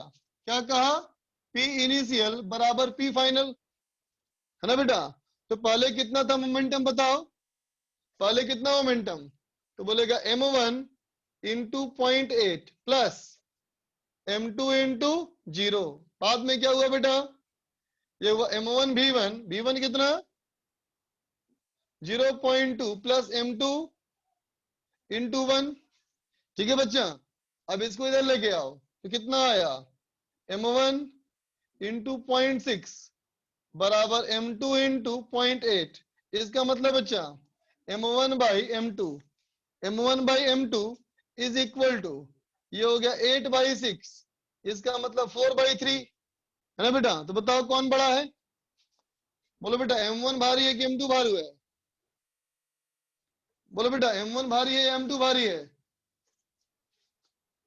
देखो बेटा m1 भारी है ना, इसका मतलब r का मास ज्यादा है बेटा और s का मास कम है। इसका मतलब पहला ऑप्शन, तो बताओ थर्ड भी सही हो गया ना फिर तो बेटा, थर्ड भी सही हो गया ना। तो ऑप्शन नंबर डी इसका आंसर हो गया बेटा, बोलो। ठीक है, बात समझ में आ गई सबको। ठीक है। अब चलो, अब छुट्टी कर दे रहा हूं, बच्चे थक गए हैं।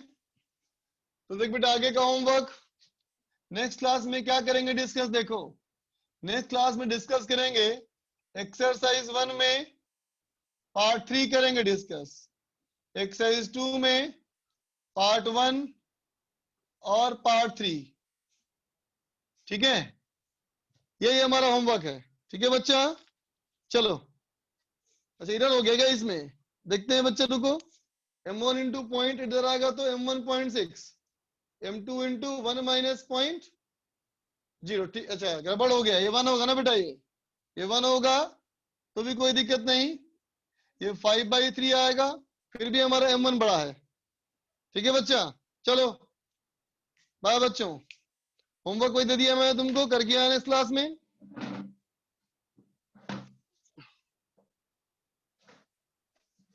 ये लिख रहा है सेकेंड पेपर तक एनर्जी नहीं रहती है, क्या करें। ये तो बेटा खुद ही तुमको चालू करना पड़ेगा ना, ये खुद पे कंट्रोल करो सार्थक, खुद पे कंट्रोल करो। बीच में कुछ एनर्जी ड्रिंक पियो, कोल्ड ड्रिंक जूस वगैरह कुछ पियो, है ना। कोई उपाय थोड़ी है, जब एडवांस का एग्जाम होगा बच्चा तब भी ऐसे एग्जाम होगा ना, है ना। और ये तुम्हारे साथ नहीं, सारे बच्चों के साथ ऐसी हो रही है बात। ठीक है, बस अपने ऊपर काबू करो। ठीक है, चलो बाय बच्चों, हैव ए गुड डे।